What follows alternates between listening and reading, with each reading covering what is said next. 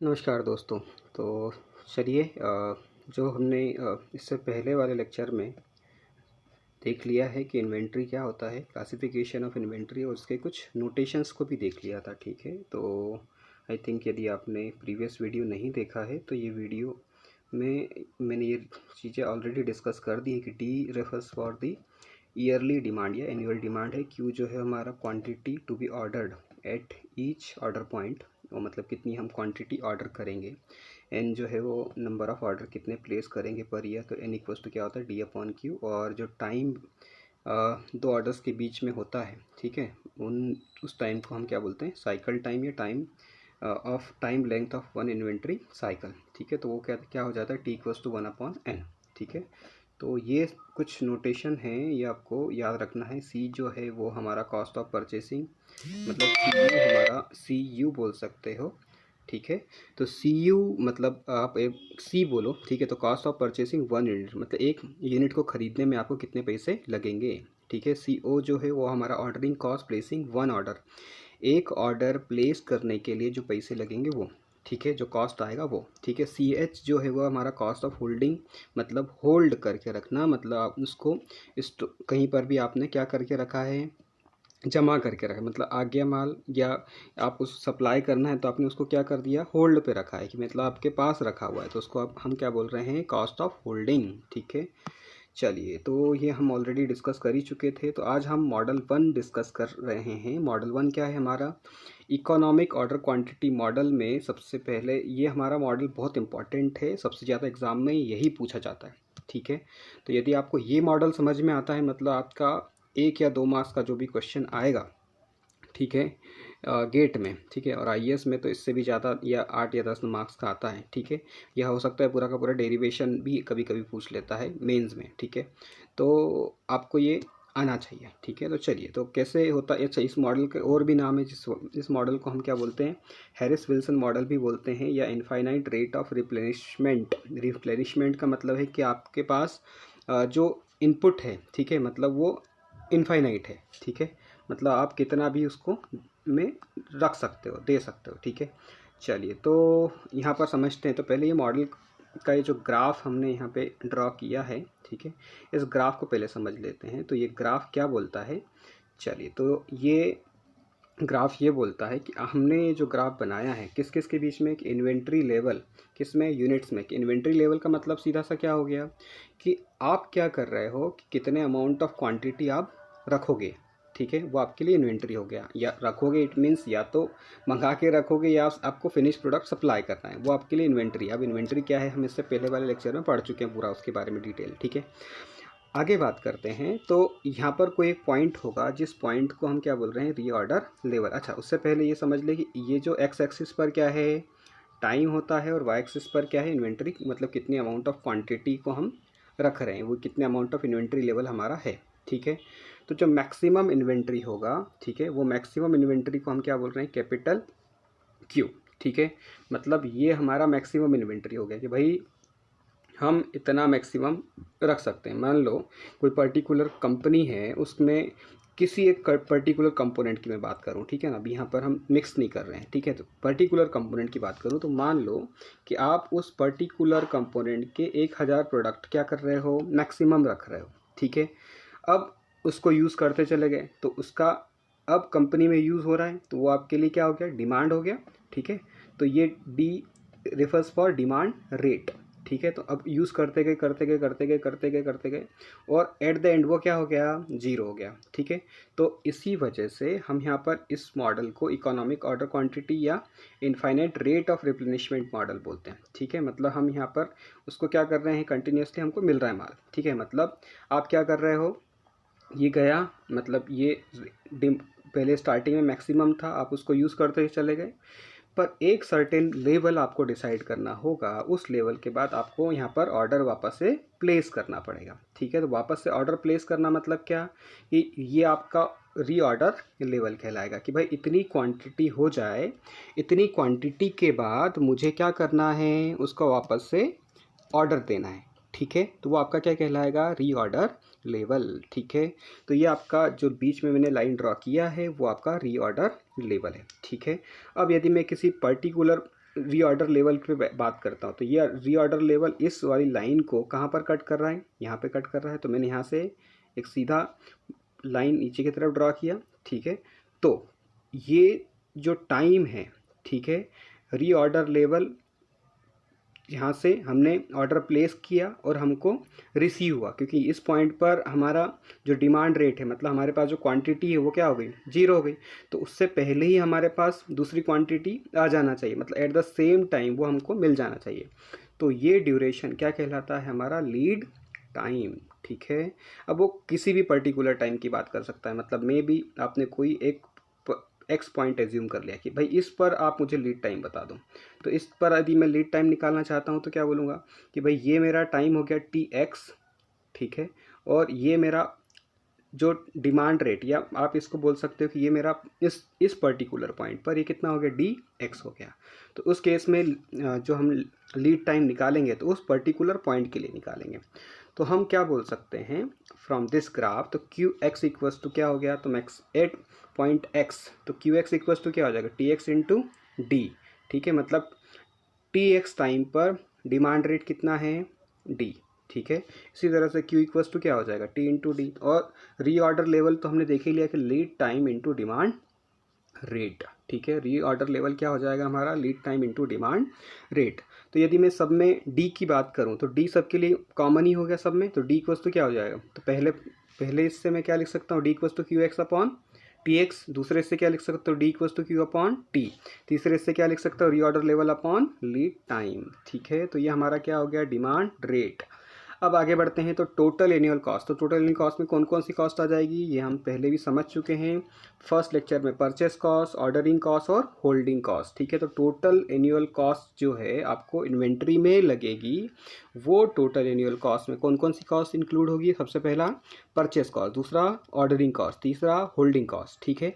अब एक एक को देख लेते हैं। तो पहला परचेसिंग कॉस्ट, तो परचेसिंग कॉस्ट क्या होता है कि भाई कितना ईयरली डिमांड है, capital D refers for yearly demand, at C, capital C equals to क्या हो जाएगा, एक यूनिट का कॉस्ट कितना है, ठीक है। तो वो क्या हो जाएगा हमारा परचेस कॉस्ट। इसी तरह से हमारा ऑर्डरिंग कॉस्ट का फॉर्मूला हम ऑलरेडी देख ही चुके हैं कि भाई एन मतलब कितने नंबर ऑफ यूनिट आपको मंगानी है, सी ओ मतलब ऑर्डरिंग कॉस्ट पर यूनिट, मतलब कितने ऑर्डर्स आप प्लेस करेंगे, ऑर्डरिंग कॉस्ट आपका कितना है, ठीक है।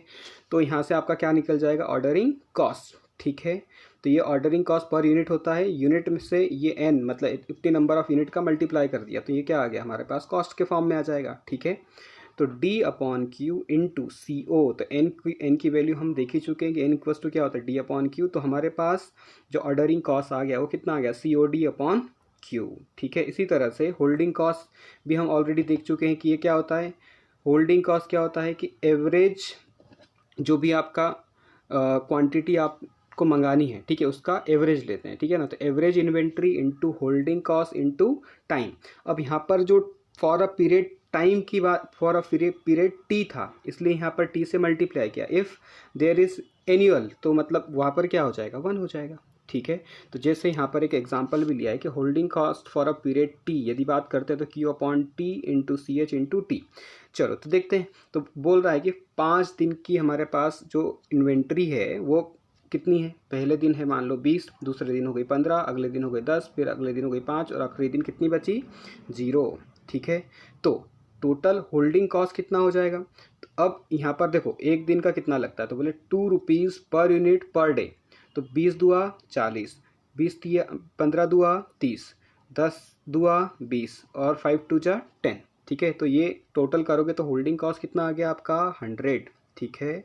अब एवरेज कितना हो जाएगा, तो एवरेज देखो 20 + 15 + 10 + 5 तो कितना हो गया 50 कितने दिनों के लिए करना है, 5 डेज़ के लिए, तो 50/5, तो 50/5 क्यू एवरेज कितना आ गया, मतलब क्यू एवरेज मतलब क्या, क्यू अपॉन 2, तो कितना आ गया 10, ठीक है। तो Q average into holding cost into time से हम यदि मल्टीप्लाई कर देंगे तो हमारे पास क्या आ जाएगा, होल्डिंग कॉस्ट आ जाएगा। मतलब 10 कौन सा क्यू एवरेज आ गया, 5 दिनों के लिए करना था, और होल्डिंग मतलब 10 × 5 × 2, ठीक है ना। तो यहाँ से या तो ये डायरेक्टली निकाला है मैंने, और दूसरे तरीके से क्या निकाला है, होल्डिंग कॉस्ट इक्वल्स टू एक दिन का एवरेज मतलब क्यू एवरेज निकाल लिया, 5 डेज़ के लिए करना है तो क्यू एवरेज इंटू 5 × 2, एक दिन का कितना लगता है वो, ये फार्मूले से निकाल लिया और ये मैंने डायरेक्टली निकाल लिया। ठीक है, चलिए आगे बढ़ते हैं। तो next is annual holding cost. Annual holding cost कितना हो जाएगा, तो Q/2 CH × 2 T × N। तो T इक्वल्स टू क्या होता है 1/N, तो ये N से ये T N की जगह यदि वैल्यू T की जगह यदि वैल्यू पुट कर दूंगा 1/N, तो N से N कैंसिल हो जाएगा। तो फाइनली मेरा पास एनुअल होल्डिंग कॉस्ट कितना आएगा Q/2 × CH। बस ये याद रखने की बात थी कि annual holding cost equals to क्या Q/2 × CH। अब मैंने सारी values direct cost, holding cost और ऑर्डरिंग कॉस्ट सबको की वैल्यूज़ जो अभी कैलकुलेट की पिछले पेज पर, वो सारी की सारी वैल्यू उठा के यहाँ पे पुट कर दी। तो ये मेरा फर्स्ट वाला कॉस्ट कौन सा हो गया, परचेस कॉस्ट, ये मेरा ऑर्डरिंग कॉस्ट और ये मेरा एनुअल होल्डिंग कॉस्ट। और सारी की सारी कौन सी कॉस्ट है, सारी की सारी हमने जो निकाली है वो एनुअली निकाली है। ठीक है, अच्छा तो यहाँ पर देखो D × C जो है वो तो मेरे लिए क्या है, ये वाली जो टर्म है परचेस कॉस्ट, वो तो मेरे लिए क्या है, कांस्टेंट है। क्यों कांस्टेंट है, क्योंकि डिमांड भी मेरा कांस्टेंट है और यूनिट कॉस्ट जो हम मंगा रहे हैं वो भी मेरे लिए क्या है, कांस्टेंट है। तो अल्टीमेटली ये पूरी टर्म क्या हो गई, कांस्टेंट। वेरिएबल क्या है, तो C/2 मतलब C/D/Q, तो ऑर्डरिंग कॉस्ट और होल्डिंग कॉस्ट मेरे लिए वेरिएबल है। इसलिए मैं टोटल वेरिएबल कॉस्ट या टोटल इन्वेंट्री कॉस्ट की बात करता हूँ तो वो कितना हो जाएगा, ordering cost plus holding cost. अब टोटल इन्वेंट्री कॉस्ट, यहाँ TIC मतलब टोटल इन्वेंट्री कॉस्ट। ठीक है, तो टोटल इन्वेंट्री कॉस्ट कितना हो गया, COD/Q प्लस Q/2 × CH। अब यदि मैं, ये मेरे लिए टोटल इन्वेंट्री कॉस्ट है। यदि आपसे क्वेश्चन में टोटल इन्वेंट्री कॉस्ट पूछा है तो ये यूज़ करेंगे। यदि आपसे टोटल एनुअल कॉस्ट पूछा है तो उसमें जो भी हमारा परचेस कॉस्ट था D × C उसका और ऐड कर देंगे। ठीक है, चलिए तो अब इसका यदि हम ग्राफ प्लॉट करते हैं तो ये ग्राफ भी बड़ा सिंपल है, कुछ भी नहीं है इसमें। देखो समझते जाते हैं। तो इधर y एक्सिस पर अगेन हमारा क्या है, कॉस्ट है, और इधर की तरफ ये क्या है मेरा, ये क्या है मेरा, क्वांटिटी है, मतलब ये मेरा ऑर्डर साइज है। ठीक है, कि कितनी क्वांटिटी मुझे मंगानी है। चलिए तो हम समझते हैं, तो ये नीचे जो आ रही है टर्म उसको और ऊपर जा रही है उसको समझते हैं। तो देखो यदि मैं क्वांटिटी जितनी कम रखूँगा उतनी मुझे होल्डिंग कॉस्ट, मतलब उसको होल्ड करने वाली कॉस्ट लगेगी ही नहीं। लेकिन क्वांटिटी जैसे जैसे बढ़ाते जाऊँगा वैसे वैसे होल्डिंग कॉस्ट क्या होगा, बढ़ेगा। लेकिन दूसरी ही तरफ ऑर्डरिंग कॉस्ट की मैं बात करता हूँ। तो भैया देखो यदि मैंने क्वांटिटी बहुत कम रखी, मतलब ये मान लो कि मुझे 1000 प्रोडक्ट पूरे साल में लगते हैं। ठीक है, अब यदि मैंने क्वांटिटी 2-2 क्वांटिटी रोज़ मंगा रहा हूँ या 3-3 4-4 क्वांटिटी रोज़ मंगा रहा हूँ, तो ऑब्वियस है कि मेरे जो ऑर्डरिंग कॉस्ट होगा वो क्या, मुझे फ्रिक्वेंटली ऑर्डर देना पड़ेंगे, है ना। तो आई मीन टू से कि यहाँ पर ऑर्डरिंग कॉस्ट क्या होगा, ज़्यादा।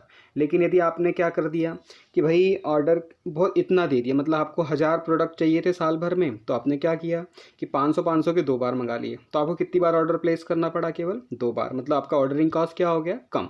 मतलब क्वांटिटी बढ़ रही है तो ऑर्डरिंग कॉस्ट रिड्यूस हो रहा है, और यदि क्वांटिटी बढ़ा रहे हैं तो हमारा होल्डिंग कॉस्ट इंक्रीज हो रहा है। ठीक है, इसी वजह से, क्योंकि ऑर्डरिंग कॉस्ट और होल्डिंग कॉस्ट से ही क्या बनता है हमारा टोटल इन्वेंट्री कॉस्ट। अच्छा, टोटल इन्वेंट्री कॉस्ट का ग्राफ यहाँ पर डिक्रीज हो रहा है, यहाँ पर इंक्रीज हो रहा है, क्योंकि देखो यहाँ पर ये एक ग्राफ तो बढ़ रहा है लेकिन एक ग्राफ क्या हो रहा है, डिक्रीज हो रहा है, इसलिए यहाँ पर ये डिक्रीजिंग ऑर्डर में है। लेकिन देखो यहाँ से आगे की तरफ बात करें तो यहाँ पर होल्डिंग कॉस्ट इतना ज़्यादा बढ़ जाएगा कि ऑर्डरिंग कॉस्ट से भी ज़्यादा हो जाएगा। मतलब यहाँ पर हम क्या बोलेंगे कि ये इन्वेंट्री कॉस्ट अब क्या होने लग गया, बढ़ने लग गया। तो ऑब्वियस है कि इसी के पैरेलल क्या होगा, टोटल एनुअल कॉस्ट भी होगा। क्यों, क्योंकि यहाँ पर केवल क्या जुड़ जाएगा, D × C, तो हमारा क्या बन जाएगा, टोटल एनुअल कॉस्ट। ठीक है, तो हमको एक ऐसी क्वांटिटी को एनालाइज करना है या ऐसी क्वांटिटी फाइंड करना है जो कि हमारी ऑर्डरिंग कॉस्ट को भी ज़्यादा अफेक्ट ना करे, मतलब हमारी ऑर्डरिंग कॉस्ट और होल्डिंग कॉस्ट दोनों ही ऑप्टिमम आ जाए। ठीक है, तो ऑप्टिमम कहाँ आएगी, तो उस पॉइंट को हम बोलते हैं EOQ, इकोनॉमिक ऑर्डर क्वांटिटी। क्या बोलते हैं, इकोनॉमिक ऑर्डर क्वांटिटी। तो देखो यहाँ पर जहाँ पर ऑर्डरिंग कॉस्ट और होल्डिंग कॉस्ट एक दूसरे को इंटरसेक्ट कर रहे हैं, उस पॉइंट से मैंने क्या कर दिया, एक वर्टिकल लाइन ड्रॉ कर दिया। तो उस क्वांटिटी को हम क्या बोल रहे हैं, इकोनॉमिक ऑर्डर क्वांटिटी। और यहाँ पर इसको रिप्रेजेंट करने के लिए Q स्टार से हम रिप्रेजेंट कर रहे हैं। ठीक है, तो EOQ पर क्या हो गया, तो देखो ऑर्डरिंग कॉस्ट और होल्डिंग कॉस्ट दोनों की वैल्यू क्या है, यदि यहाँ पर आप देखोगे इस पॉइंट पर यदि आप ग्राफ इधर की तरफ प्लॉट करो तो क्या होगा, दोनों ही कॉस्ट क्या है, इक्वल है, तो ordering cost equals to holding cost होता है। ठीक है, चलिए आगे बढ़ते हैं। तो ordering quantity Q star at which holding cost equal to ordering cost and total inventory cost is minimum. मतलब यहाँ पर कॉस्ट जो इन्वेंट्री कॉस्ट है या टोटल एनुअल कॉस्ट भी बोल सकते हो, दोनों ही कॉस्ट क्या होते हैं, मिनिमम होते हैं। Is known as economic order quantity. यदि आपसे इकोनॉमिक ऑर्डर क्वांटिटी कोई भी पूछता है या आपको एक बताना है किसी को, तो आप क्या बोलेंगे, जहाँ पर टोटल इन्वेंट्री कॉस्ट क्या हो जाए, मिनिमम, और या फिर दूसरे तरीके से क्या बोल सकते हैं आप कि ऑर्डरिंग कॉस्ट और होल्डिंग कॉस्ट दोनों ही क्या हो जाए, इक्वल। ऐसी क्वांटिटी को हम क्या बोलते हैं, economic order quantity. Economic order quantity क्या हो जाएगा, ordering cost equals to holding cost, दोनों को इक्वल कर दिया तो मेरे पास क्यू को मैं रिप्लेस कर रहा हूँ, केवल मैंने क्यू की जगह कुछ मतलब दूसरा पैरामीटर यूज़ कर लिया, दैट इज क्यू स्टार। तो Q star C O D upon Q equals to Q upon 2 into C H. देखो क्यू ये वाला क्यू उठ के जब इधर जाएगा तो क्यू इंटू क्यू क्या हो जाएगा, क्यू स्क्वायर, और इधर की सारी टर्म्स उठ के इधर जाएगी तो C O D upon Q into C O D upon क्या हो जाएगा, twice of C O D, two इधर चले जाएगा तो twice of C O D upon C H, केवल सी एच अपॉन में जाएगा तो उसका क्या लग जाएगा, स्क्वायर रूट, क्योंकि क्यू इंटू क्यू क्या हो जाएगा, क्यू स्क्वायर।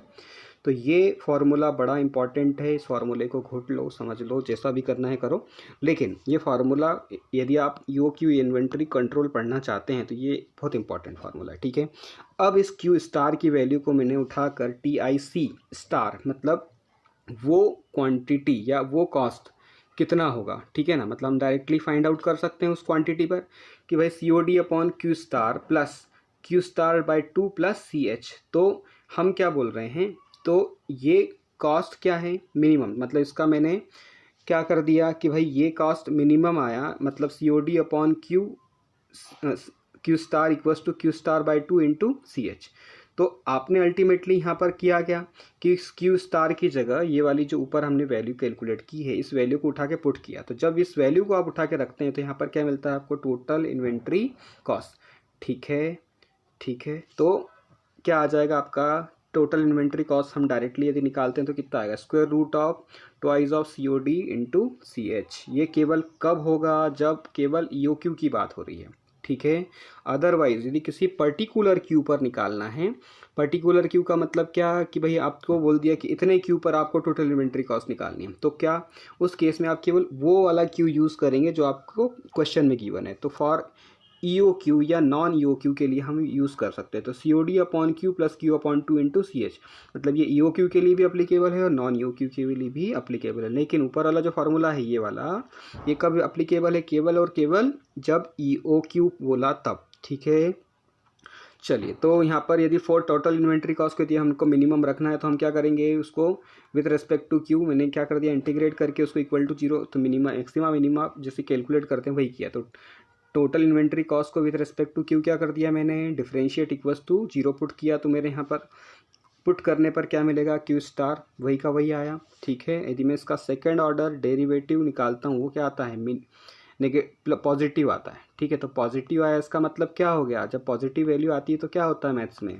तो मैथ्स में यदि हम सेकंड ऑर्डर डेरिवेटिव हमारा यदि पॉजिटिव आ जाता है तो उस केस में हम क्या बोलते हैं, वो हमारा क्या हो गया, मिनिमा। ठीक है, तो उसी तरह से एक नोट है यहाँ पर, इसको याद रखना, क्योंकि ये अभी तक हमने सी एच ही देखा है। ठीक है, पर क्वेश्चन में आपको थोड़ा सा घुमा के भी पूछता है कभी कभी कि holding cost is given in terms of interest या परसेंटेज के फॉर्म में जब भी क्वेश्चन देगा, it always corresponds to unit price of inventory. ठीक है, तो interest rate should always be yearly, तो इंटरेस्ट रेट को हम हमेशा क्या लेंगे, ईयरली। मे बी आपको इंटरेस्ट रेट कभी कभी क्वेश्चन में हाफ ईयरली या क्वार्टरली या भी दे सकता है। ठीक है, तो उस केस में आपको उसका अकॉर्डिंग पहले ईयरली में चेंज करना पड़ेगा, फिर ईयरली में चेंज करने के बाद आपको उसको कन्वर्ट करना पड़ेगा। देखो, तो सी एच इक्वल्स टू क्या हो जाएगा, आई परसेंटेज ऑफ सी। ठीक है, सी एच इक्वल्स टू क्या, I percentage of C, I mean to say, तो सी आपका मान लो एग्जांपल ले लिया कि 50 रुपीज़ पर यूनिट है। ठीक है। और आई जो है वो 1.5% पर मंथ है, मतलब एक महीने में कितना कितना इंटरेस्ट रेट है उसका 1.5%। तो 12 महीने का कितना हो जाएगा 12 इंटू 1.5, तो कितना हो जाएगा 18%। ठीक है, तो 18% को परसेंट में लिखा तो 18/100 मतलब 0.18, तो 0.18 इंटू 50, क्योंकि यहाँ पर हमने क्या बोला था CH equals to I percentage into C unit cost. ठीक है ना, तो CH equals to I percent कितना आया 18%, मतलब 0.18 इंटू 50, तो कितना आया 9 rupees per unit per year. जब भी आपको क्वेश्चन में आपको परसेंटेज में दिया हो, ठीक है, तो आप यही करेंगे। ठीक है, चलिए, तो यहाँ पर मेरा UQ मॉडल का थ्योरी कंप्लीट होता है। ठीक है, नेक्स्ट लेक्चर में हम इसके सारी प्रॉब्लम्स ले लेंगे। ठीक है ना, अदरवाइज क्वेश्चन मतलब ये वीडियो बहुत लंबा हो जाएगा। Thank you very much for this support and for watching our video and best of luck for your exam. चलिए, अच्छा, इस वर्ड को थोड़ा सा आपने अभी तक ऑब्जर्व शायद नहीं किया हो। ठीक है, तो गेट या जो भी आप एग्ज़ाम की प्रिपरेशन कर रहे हैं, बस आप इतना दिमाग में रखें कि आप उसको क्लियर कर सकते हैं। बहुत ही आसान है। ठीक है, बहुत आसान है। बस आपको बेसिक फंडामेंटल पढ़ना है और ध्यान से जो भी हम नोट्स या डिस्कस कर रहे हैं या वीडियो में जो भी बता रहे हैं उनको मेरे साथ साथ करते चले, तो डेफिनेटली मतलब मैं सारे सब्जेक्ट ही कवर करा दूंगा। ठीक है, तो आई थिंक अक्टूबर या नवंबर तक हमारे सारे सब्जेक्ट कवर हो जाएंगे, डोंट वरी। चलिए, ठीक है, okay, thank you very much.